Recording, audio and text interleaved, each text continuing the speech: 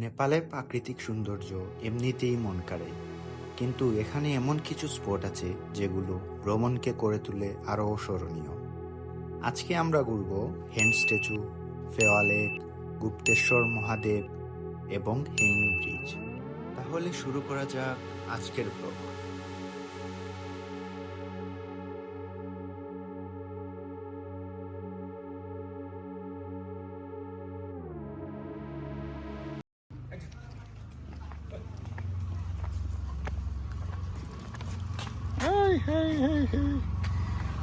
High local local আমরা local local ভাই local চলে যা আইস না লোকাল আমরা আসতেছে না ওরাও।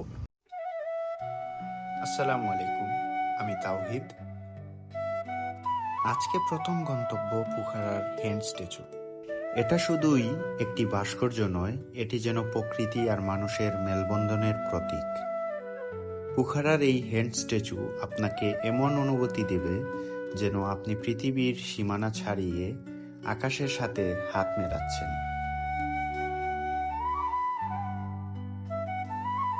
যারা ভ্রমণ প্রেমী, ছবি তোলার শখ আছে বা শুধু প্রকৃতির সৌন্দর্য উপভোগ করতে চান, তাদের জন্য হ্যান্ড স্ট্যাচু হতে পারে একটি আদর্শ জায়গা।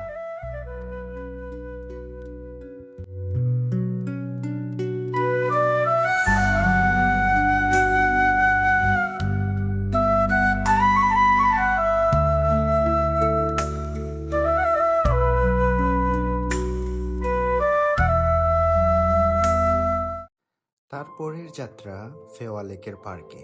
এখানে শান্ত বাতাস, লেকের ঝিলিক, চারপাশের সবুজ পরিবেশ সব মিলিয়ে মনটা আরো বেশি প্রশান্ত হয়ে যায়।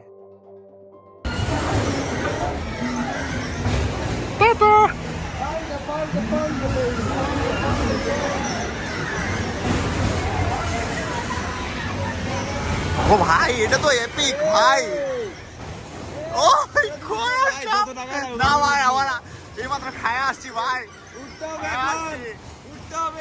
ভাই এইমাত্র খায় আসছি, এপিক। ওরে ওরে ভাই, পড়ে যাও। I can try this. না নো নো নো, ইয়ে নেই ইয়ে।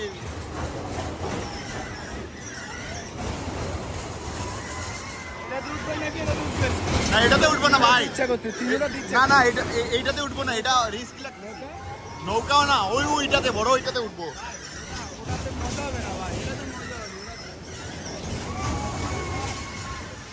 পুরা ভিউ, আমি বলি পুরা ভিউ।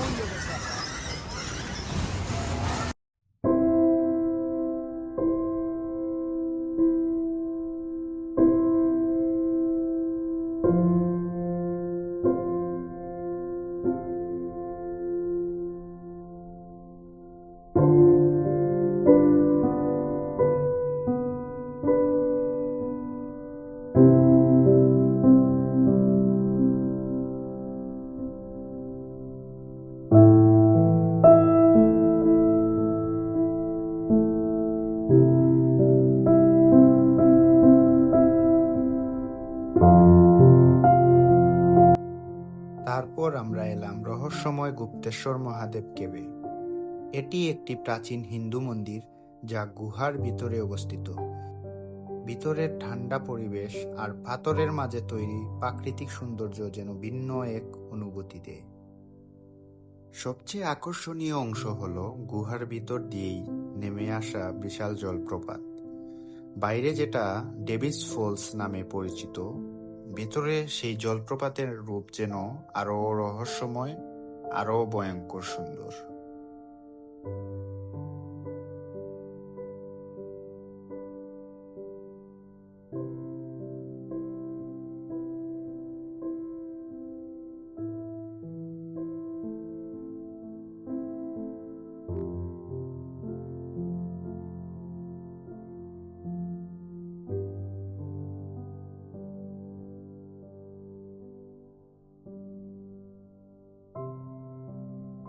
কিছুক্ষণ হ্যাঙ্গিং ব্রিজে দাঁড়িয়ে সময় কাটিয়ে চলে যাই পোখারার উদ্দেশ্যে। ভালো থাকবেন, আবারও দেখা হবে পরের ব্লগে।